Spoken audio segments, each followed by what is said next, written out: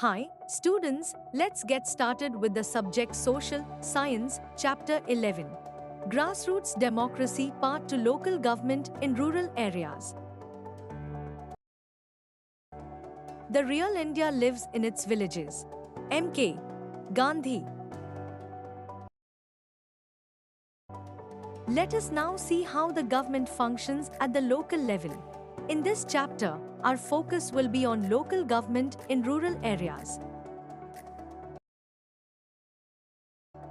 We will move to urban areas in the next chapter. India is a country of enormous size and diversity. We have about 600,000 villages, 8,000 towns, and over 4,000 cities. Our population has crossed 1.4 billion, almost two-thirds of which live in rural areas. How do we govern ourselves in this complex society? Let us take a trip to Lakshmanpur, a small village in the foothills of the Himalayas. It has 200 houses and a population of about 700, most of whom are farmers. People cultivate their lands and rear cows or goats. Some have relatives serving in the armed forces. A few younger villagers have migrated to the city in search of jobs.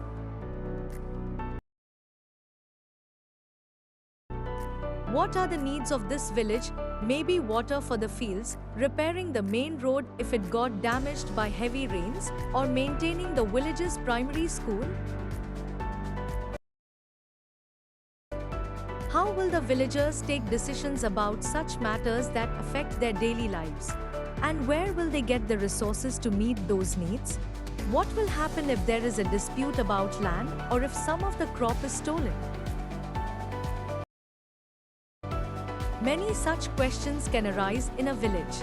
Can people run to the state or the national capital for every such issue?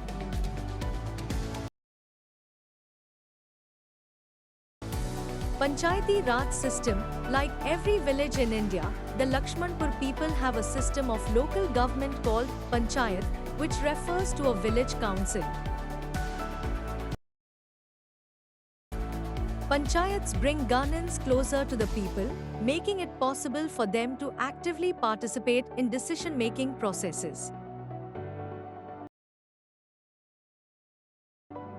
That is why the Panchayat system, also known as Panchayati Raj, is a form of self-government.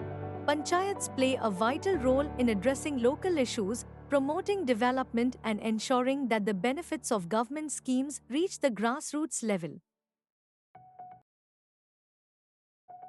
As is clear from the diagram, the Panchayati Raj system works at three levels, from bottom up, the village, the block and the district. This is called a three-tier system. Together, these institutions' responsibilities cover almost all aspects of life in the district, from agriculture, housing, maintenance of roads, management of water resources, education, health care and social welfare to cultural activities. Gram Panchayat, the Gram Panchayat, which is closest to the people in rural areas. Its members are elected directly by the Gram Sabha, which is a group of adults from a village or group of neighboring villages who are enrolled as voters. In the Gram Sabha, women and men discuss all matters related to their area and take decisions. Each Gram Panchayat elects a head or president called the Sarpanch or Pradhan. In recent years, more and more women have become Sarpanches.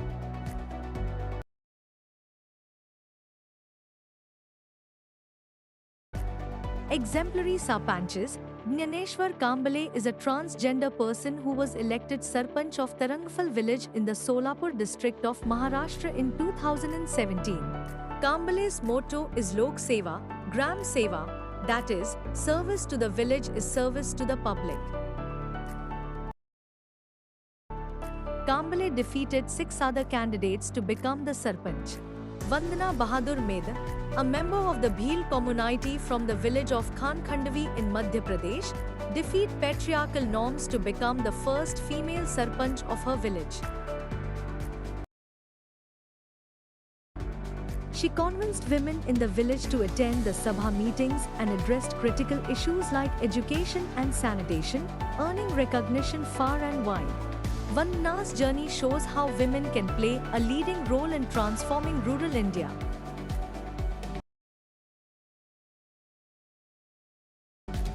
Hiware Bazar, a village in Ahmednagar district of Maharashtra, used to be affected by frequent droughts and poor agricultural yield.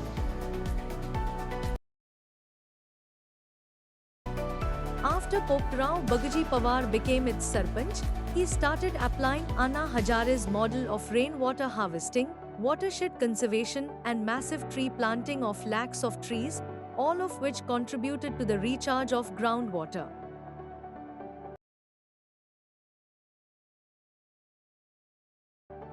With the collaboration of the villagers, Hiware Bazar became a green and prosperous village in a few years. Shri Poptrao Pawar was awarded the Padma Shri in 2020. The Gram Panchayat is assisted by a Panchayat Secretary who performs administrative functions such as calling meetings and maintaining records.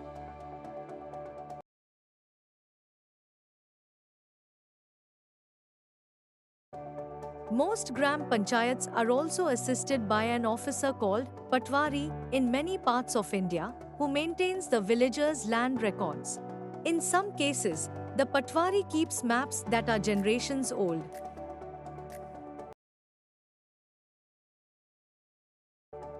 Child-friendly Panchayat initiative. Panchayats are supposed to listen to everyone's voice, including the voice of children.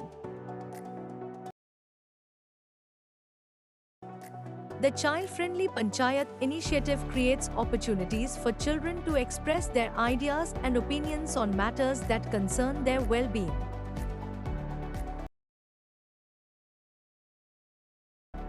Steps are being taken in several states to encourage the participation of children in Bal Sabhas and Bal Panchayats on a regular basis.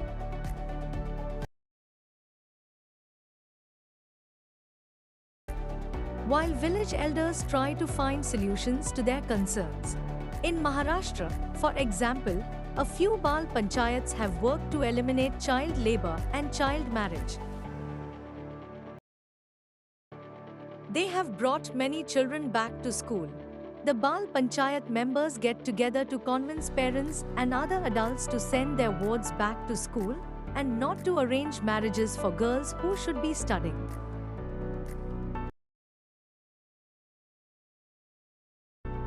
Several Gram Panchayats have won awards for taking child-friendly initiatives.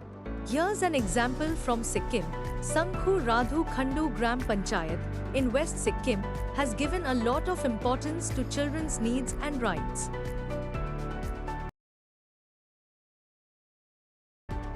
The Panchayat has built compound walls for schools to make them safer for children. To ensure that students get hygienically cooked midday meals, the Gram Panchayat has constructed kitchens in the schools. It is for these efforts that Sangkhu Radhu Khandu has been declared a child-friendly Gram Panchayat. Let us also look at another example from Rajasthan.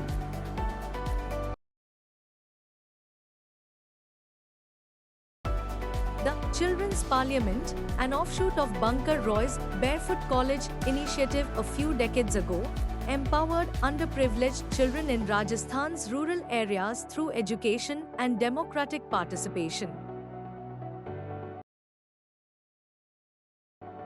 Children aged 8 to 14 are engaged in governance processes, learning about democracy and social responsibility through night schools and parliament-like elections. The parliament followed formal procedures, including voter ID cards and campaigning. Elected representatives formed a cabinet, overseeing school management and advocating for community needs.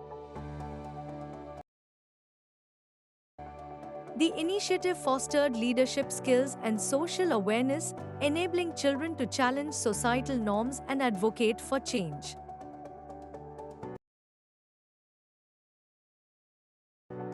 Children actively addressed issues such as access to education, sanitation, and social equality, contributing to community development. The Children's Parliament initiative received many accolades, including the World's Children's Honorary Award in 2001.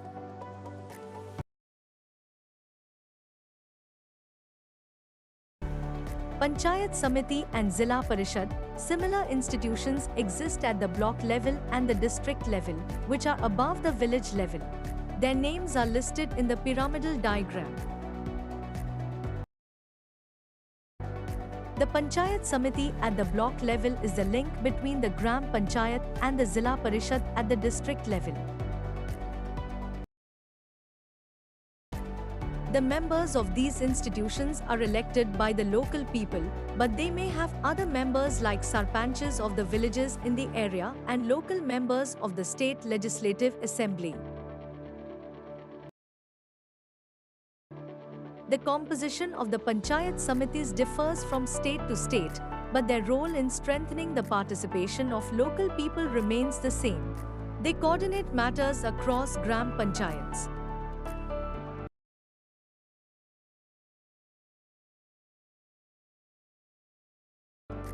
For instance, by collecting development plans from all Gram Panchayats and putting them together to present them at the district or state levels respectively.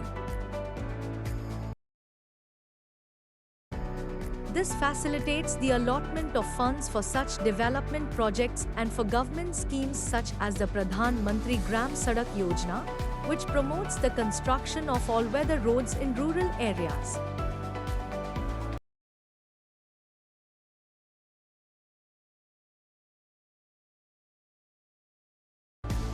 At all the three levels, special rules have been made so that disadvantaged sections of the population can make their needs and problems heard. These institutions also have a provision for reserving 1/3 of the seats for women.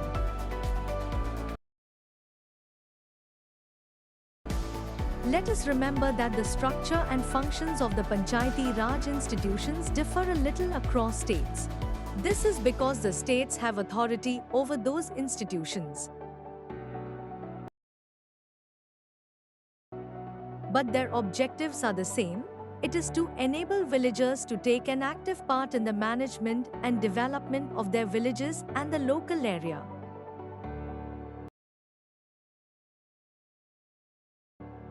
The Arthashastra is an ancient text of governance written by Koilya, later also known as Chakya, some 2,300 years ago. Among other things, it describes how a state should be structured and run, how the economy can be made prosperous, what the duties of the ruler are and how to conduct war. Koilya, an expert in statecraft, also explains how a whole administrative structure should be put in place from the village to the regional capital. The king shall establish a Sangraha, a sub-district headquarters, for every 10 villages, a Kriveka, district headquarters, for every 100 villages, a Dromukha for every 400 villages, and a Sthanya, provincial headquarters, for every 800 villages. Give these 4 categories. Is it not amazing that a similar structure was thought of so long ago?